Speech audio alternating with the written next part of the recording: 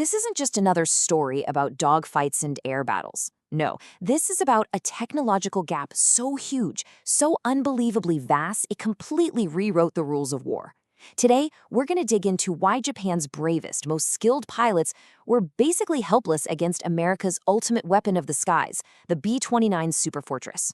And it all kicks off on one very specific day, November 24th, 1944. I want you to picture this scene. 111 brand new gleaming B-29s are lifting off from these freshly captured airfields in the Marianas. Their destination? Tokyo. And their mission? Well, it's to punch a hole right in the heart of the Japanese war machine. Now, down below, Japanese fighter pilots are scrambling. Guys like Captain Tatsuo Yamada jumping into their Ki 61s. For them, this day is going to completely shatter everything they thought they knew about air combat. They were about to go up against something that felt like it was from another planet. So what did these pilots find when they climbed up into the sky? Honestly, just pure absolute shock. They thought they were flying up to fight a bomber, But what they found was something they literally couldn't even touch. Check out this number, 31,000 feet. I mean, just let that sink in. To give you some perspective, Japanese pilots were used to tangling with B-17s and B-24s, right? And those flew around 20, maybe 25,000 feet. That was tough, but doable.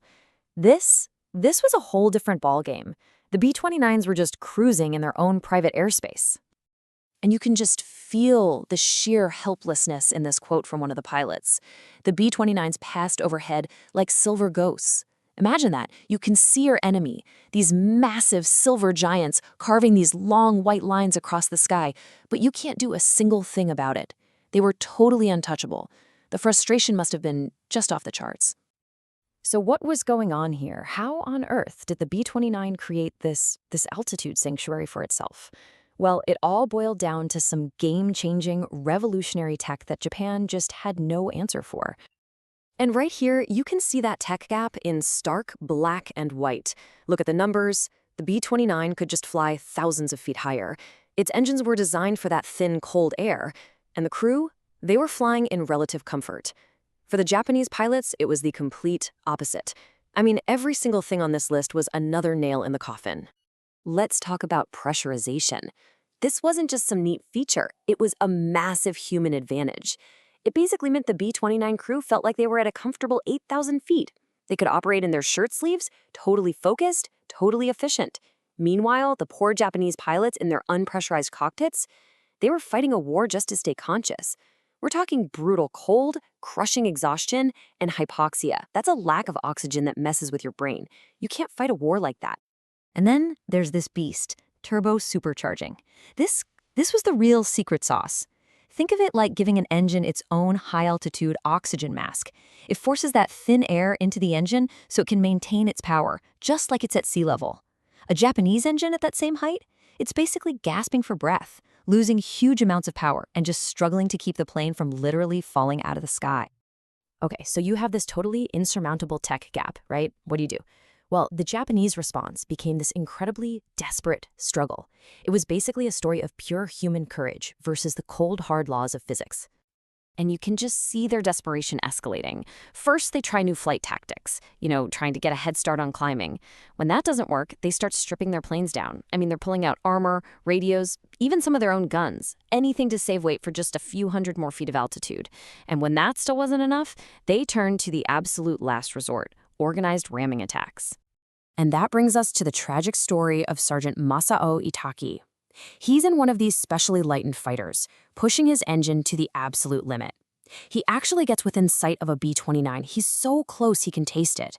But right at the last second, his plane just gives up.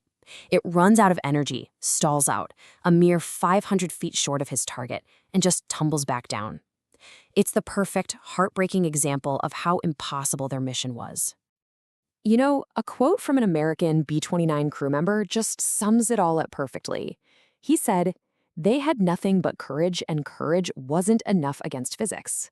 From their safe, warm, pressurized cabin, they just watched these unbelievably brave men try and fail again and again. It wasn't really a fight at all. It was a physics problem that the Japanese just didn't have the tools to solve." But then, just when you think you've got this all figured out, the story takes this wild turn. A new commander shows up in early 1945, Major General Curtis LeMay, and he makes a decision that is just unthinkable. He's about to take the B-29's single greatest advantage, its altitude, and just throw it away. He's going to completely change the game. Which, of course, raises the big question. Why? Why in the world would you give up your invincible flying fortress in the sky? The answer, in 2 words, was the jet stream. Up at 30,000 feet, these crazy powerful winds were just tossing the bombs around, blowing them miles off target. I mean, less than 10% of their bombs were actually hitting anything important. The raids were super safe for the crews, sure, but they were almost completely useless. So LeMay's solution?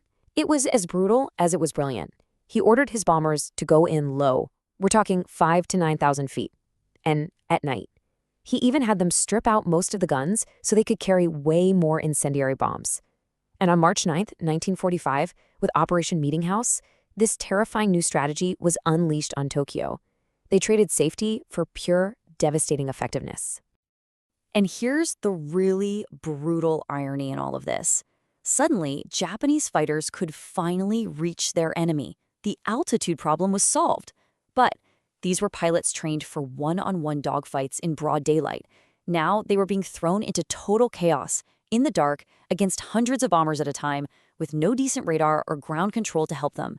They had escaped one impossible situation only to be thrown into a whole new kind of nightmare.